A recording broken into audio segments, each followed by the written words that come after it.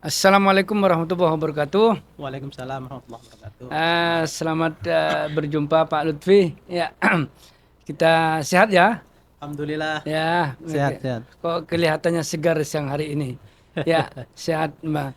Kita akan memulai dengan ngobrol-ngobrol santai tentang isu yang lagi hangat di belantara digital kita, di medsos kita, yaitu tentang putusan Mahkamah Konstitusi nomor 60 tahun 2004 ini kaitannya dengan revisi Undang-Undang Pilkada nomor 1 tahun 2015 di mana ada dua pasal krusial itu yang kemudian diperdebatkan sekarang itu, yaitu pasal 7 dan pasal 40.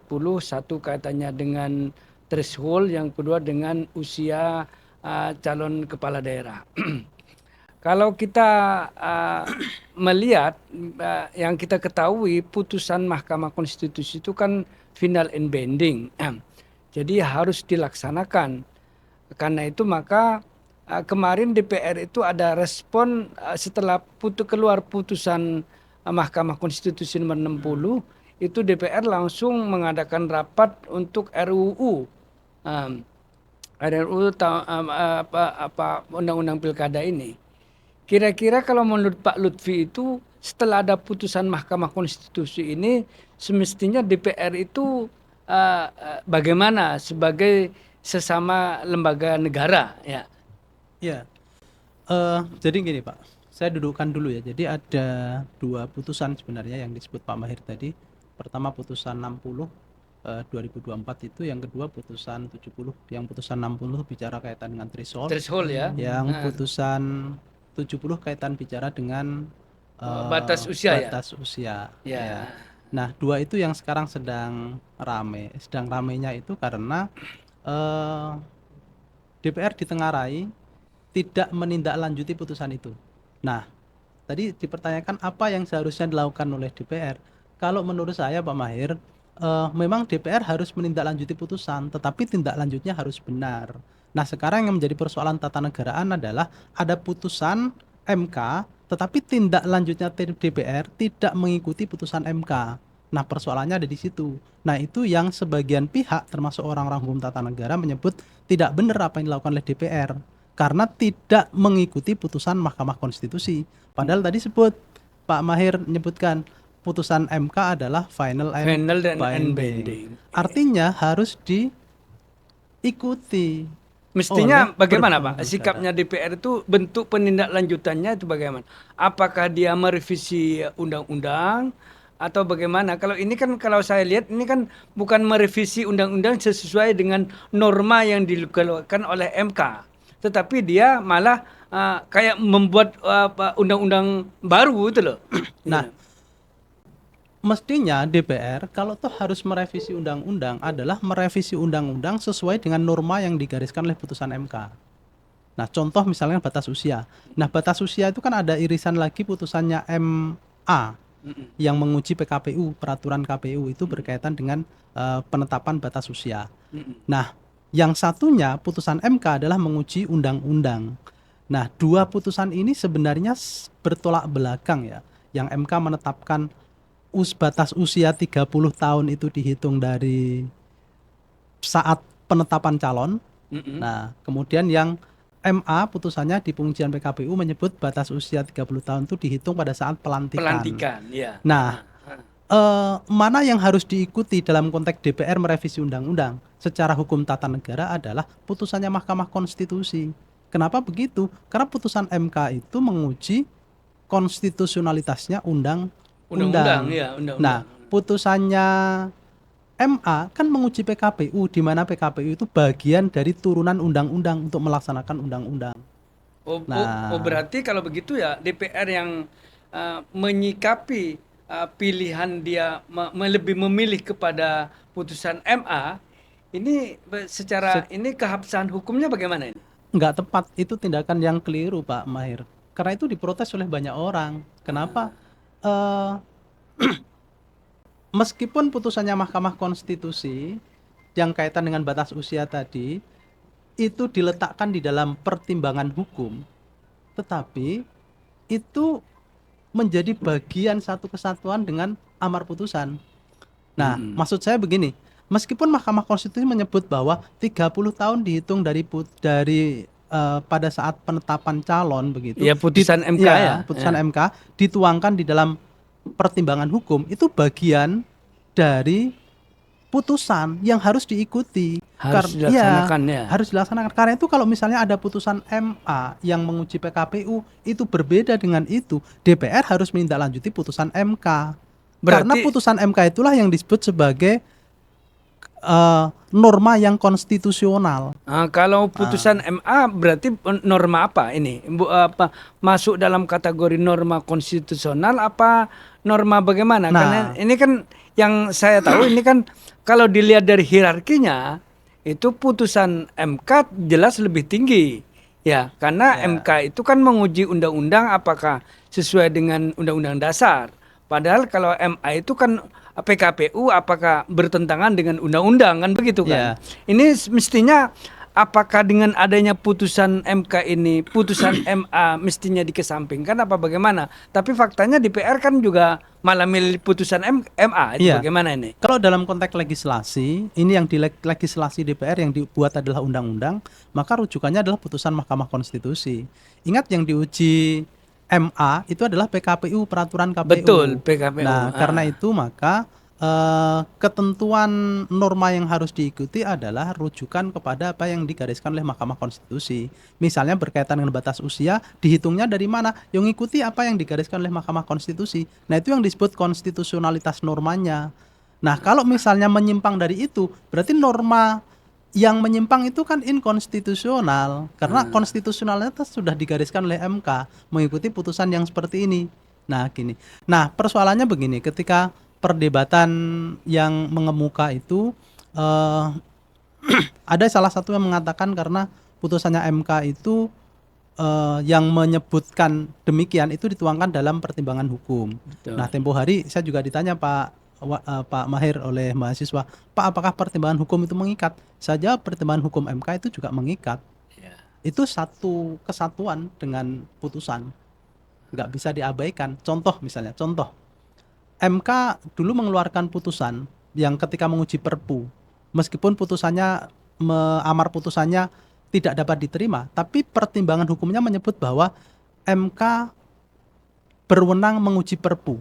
Nah, sampai hari ini menjadi jurisprudensi bahwa Mahkamah Konstitusi berwenang menguji Perpu. Nah, itu kan terletak di pertimbangan hukum, bukan di amar putusan. Iya, Karena iya, itu iya. pertimbangan hukum MK itu satu kesatuan putusan yang harus dibaca. Hmm.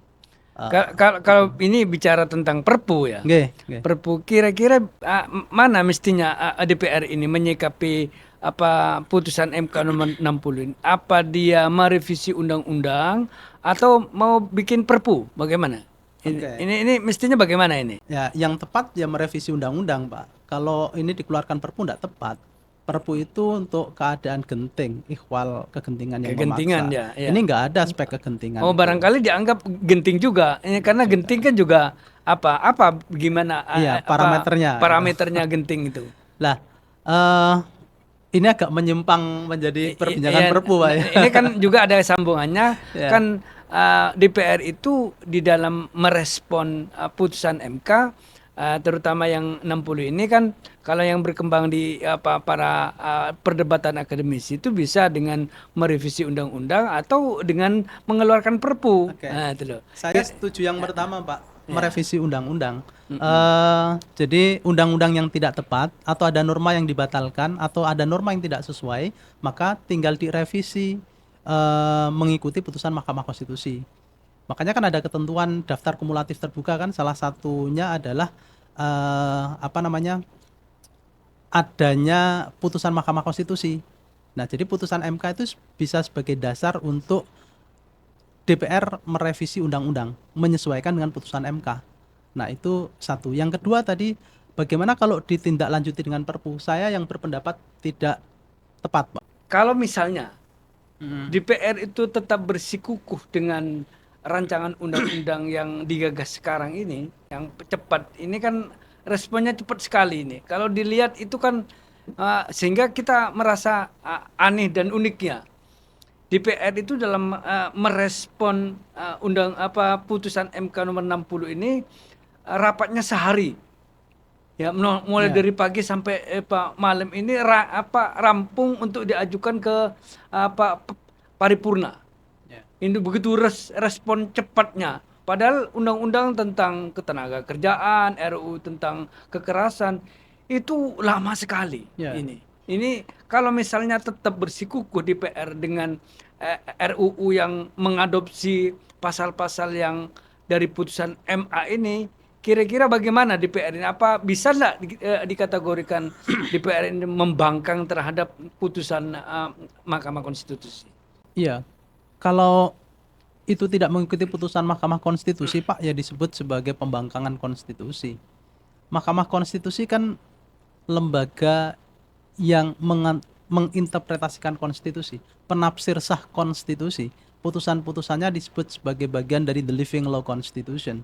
Artinya putusan Mahkamah Konstitusi itu harus diikuti oleh semua lembaga negara, mengikat kepada semua lembaga Harus negara, diikuti begitu ya? harus Harus diikuti. diikuti. Karena itu Harus kalau dilaksanakan. misalnya ada revisi undang-undang yang digagas oleh DPR itu justru menyimpangi putusan Mahkamah Konstitusi, ya saya menyebut sebagai pembangkangan konstitusi.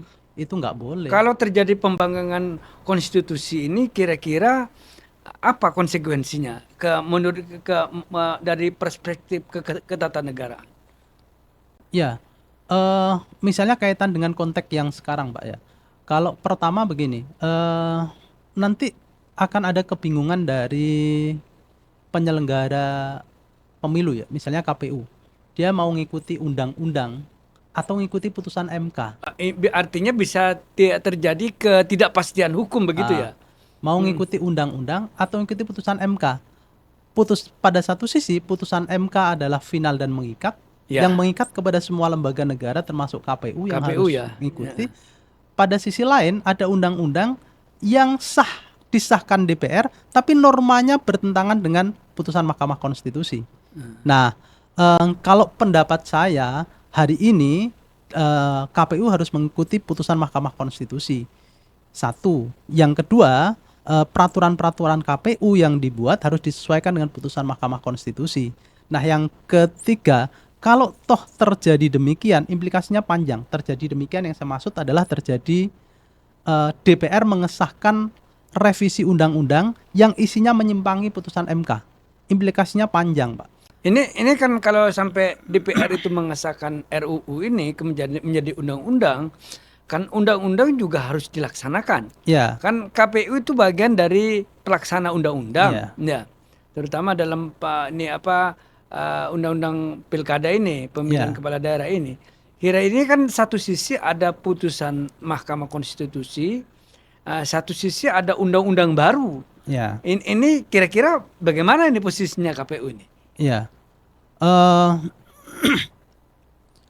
Kalau konteks sekarang, karena sekarang kan posisi belum disahkan ya Pak undang-undangnya. Betul, ya. KPU harus mengikuti putusan Mahkamah Konstitusi. Nah yang kedua, maksud saya begini, dalam konteks perundang-undangan misalnya, kan sebenarnya tidak boleh ya undang-undang lahir normanya bertentangan dengan putusan Mahkamah Konstitusi. Ya. Justru revisi undang-undang itu untuk menyesuaikan ke putusan Mahkamah Konstitusi, bukan untuk menyimpangi putusan Mahkamah Konstitusi. Nah Ya. karena itu, kalau misalnya terjadi begitu, berarti norma yang lahir itu kan norma inkonstitusional. Kalau norma yang lahir itu nyata inkonstitusional karena ada putusan MK, nanti kan diuji lagi oleh pihak-pihak terkait dan nanti pasti dibatalkan oleh Mahkamah Konstitusi karena sudah ada putusan terdahulu. Nunggu harus dibatalkan oleh MK ya? Apakah bisa nggak kita mengatakan bahwa secara otomatis itu batal atau batal demi hukum karena tidak mengikuti pada putusan MK, tetapi lebih memilih kepada putusan MA? Ya, Nah, kalau batal demi hukum tidak Pak, karena proses legislasinya itu asal memenuhi prosedur legislasi yang benar ya. Nah, kaitan dengan ini kalau kita tarik ke proses legislasinya misalnya ada dua kecacatan Pak dalam konteks hukum tata negara ya. ya. Pertama cacat formil. Cacat formilnya di mana? Revisi undang-undang pilkada ini. Cacat formilnya adalah tidak melibatkan partisipasi masyarakat yang cukup. Tadi kan Pak Mahir nyebut ini ngebut tiba-tiba Betul, rapat satu iya, hari gitu. Nah, itu kan tidak ada partisipasi masyarakat yang cukup. Jadi syarat formalnya kan harus ada partisipasi salah satu masyarakat yang bermakna. ya masyarakat Ya. artinya diminta pendapatnya Ya. ya, bagaimana ini Jadi pandangan meaningful participation itu wajib dilalui dalam tahapan legislasi undang-undang. Nah, kalau enggak berarti cacat formal. Yang kedua, saya menyebut cacat material. Kalau benar bahwa revisi undang-undang ini menyimpangi putusan MK, berarti kan materialnya dia cacat, bertentangan dengan putusan Mahkamah Konstitusi. Artinya ada norma yang tidak diikuti oleh DPR dari Putusan MK.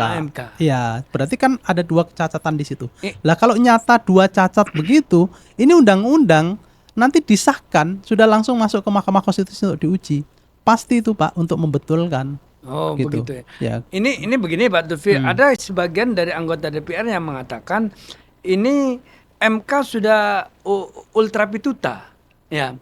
Karena MK itu bukan pada posisi positif legislator.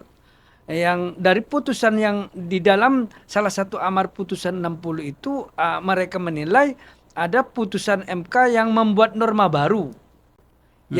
Karena norma baru itu dianggap keluar dari kewenangan MK, sehingga DPR karena keluar dari kewenangan MK ini tidak perlu diikuti bagaimana ini. Nah. Apa MK dianggap ultra pituta? Apakah memang benar, apa memang boleh enggak MK itu sebenarnya membuat norma? Oke. Nah, itu. Saya coba jawab dalam kerangka optik hukum tata negara, Pak ya. Betul, ya. Jadi begini. Memang MK lahir itu didesain untuk memberikan perimbangan terhadap kekuasaan legislasi DPR. Artinya begini, dalam konteks ini keberadaan MK itu memang bagian dari check and balances kekuasaan DPR dalam membentuk undang-undang. Mengawal Artinya, konstitusi lah, ya, begitu ya. Artinya DPR sebagai positif legislator, Iya. MK sebagai negatif legislator. Iya. Maknanya apa? DPR yang membuat norma, membuat undang-undang, Betul. MK membatalkan undang-undang. Atau menguji undang-undang Iya, itu ya. membatalkan melalui pengujian itu. Iya. Nah, itu yang disebut sebagai negatif legislator. Dan desain Mahkamah Konstitusi di seluruh dunia ya begitu. Tetapi perkembangan hampir di seluruh dunia Mahkamah Konstitusi itu, Pak, tidak mungkin hanya MK membatalkan saja. Kenapa begitu? Misal, ada banyak putusan Mahkamah Konstitusi yang tidak ditindaklanjuti oleh DPR. Mestinya MK membatalkan, DPR kemudian merevisi kan, menyesuaikan sesuai dengan kebutuhan. putusan MK itu ya. Iya. Nah, kalau terjadi begitu, Mahkamah Konstitusi membatalkan, kemudian DPR tidak menindaklanjuti, berarti kan ada kekosongan hukum. Nah, itulah sisi perkembangannya. Untuk mengisi kekosongan hukum yang demikian, maka kemudian lahir putusan Mahkamah Konstitusi yang turut memberikan norma baru. Karena itu kemudian putusannya berkembang, ada putusan konstitusional bersyarat, ada putusan inkonstitusional bersyarat. Ya, konstitusional betul. Dengan syarat ini betul. sepanjang dimaknai demikian misalnya. Nah, itu yang disebut orang melahirkan norma baru. Nah, artinya perkembangan itu bagian dari kebutuhan ketatanegaraan di dalam praktek. Kalau nggak begitu, ya akan ada kekosongan hukum ya. Dan itu malah berbahaya dalam praktek ketatanegaraan. Dan ini terjadi di hampir Mahkamah Konstitusi seluruh dunia, Pak. Artinya pada aspek tertentu Mahkamah Konstitusi sebenarnya boleh membuat norma betul, ya dalam boleh. rangka tidak terjadi kekosongan hukum. Betul, begitu boleh, ya. Ya. Karena itu maka DPR ya harus harus ikut, harus mengikuti, harus menindaklanjuti, harus taat. Jadi kalau begitu ini kira-kira kalau misalnya tetap seperti ini ada konsekuensi hukum enggak? Kira-kira kalau DPR harus disanksi itu kira-kira siapa yang menyangsi ya? ini kan bisa terjadi apa antara tidak keseimbangan ya. Kalau semakin masing-masing dari lembaga negara itu tidak saling taat ya pada posisinya sebagai lembaga negara, ini kan ketatanegaraan kita jadi rusak. Itu. Kira-kira DPR siapa ini nanti kalau ini? Apa kalau MK itu kan ada MK. Bisa enggak misalnya ke MK juga DPR nih Banwas DPR Pak? Kalau dalam konteks persoalan ini, saya pikir yang utama ini, Pak. rakyat, DPR itu kan mandat dari rakyat toh. Oh, berarti Ah, rakyat yang ikut civil mengawasi ya? society, Iya, civil society harus iya, ngawasi rakyat. iya. Heeh. Jadi karena DPR sebagai wakil rakyat, Wakil rakyat berarti rakyat yang rakyat, ikut juga memantau dan mengawasi betul. Nah ini bagaimana kan tindakan bagian dari proses pengawasan yang dilakukan Pak pengawasan. Mahir Iya, ini iya, sebenarnya kan. betul, betul, betul. Ya, mudah-mudahan lah, Ya, walaupun kita segini juga tinggal didengar lah. berikutnya Ya, ditandai itu, jangan betul. dipilih lagi yang Ya, begitu-begitu ini gitu. memang kita harus cerdas ya. Ah, DPR ini apalagi mestinya menurut saya DPR ya memberi tauladan pada akhir masa jabatannya itu memberi tauladan. Ini kan kesannya ada DPR DPR itu memperjuangkan apa kelompok apa tertentu, ya apa betul, kekuasaan tertentu ya dalam betul. rangka menggolkan atau goalnya itu Ya, kepentingan politik tertentu yang ini menurut saya sangat tidak kondusif dan sangat tidak ideal ya, dalam rangka apa melahirkan demokrasi yang diidam-idamkan melibatkan masyarakat dan rakyat di dalam proses bernegara ini. Ya, ya betul Pak. ya. Terakhir mungkin ada kata apa closing statement dari Pak Lutfi tentang bagaimana ini harus bagaimana. Ya, DPR harus kembali ya kepada fitrahnya sebagai legislator yang membentuk undang-undang dengan merujuk pada putusan Mahkamah Konstitusi. Jangan berakobat politik dengan mengangkangi putusan Mahkamah Konstitusi, karena putusan Mahkamah Konstitusi adalah bagian dari terjemahan konstitusi. Ya. Terima kasih Pak Lutfil. Ya mudah-mudahan kita bermanfaat semua. Ini dari brainstorming kita mudah-mudahan ke depan masyarakat dan rakyat kita itu disuguhkan oleh tauladan-tauladan para kelembagaan negara kita, para politisi kita dan para Ya, pelaksana negara kita sehingga harapan masyarakat terlibat secara penuh dalam pelaksanaan negara ini menjadi harapan yang sangat diidam-idamkan. ya, Terima kasih Pak Lutfil. sama-sama Demikian Pak Mahir. bincang-bincang kita bersama Bapak Dr. Lutfil Ansori MH. Beliau ini dosen Fakultas Syariah dan Hukum bidang mata kuliah Hukum Ketatanegaraan. Dan moga-moga bermanfaat dan terima kasih. Assalamualaikum warahmatullahi wabarakatuh. Waalaikumsalam warahmatullahi wabarakatuh.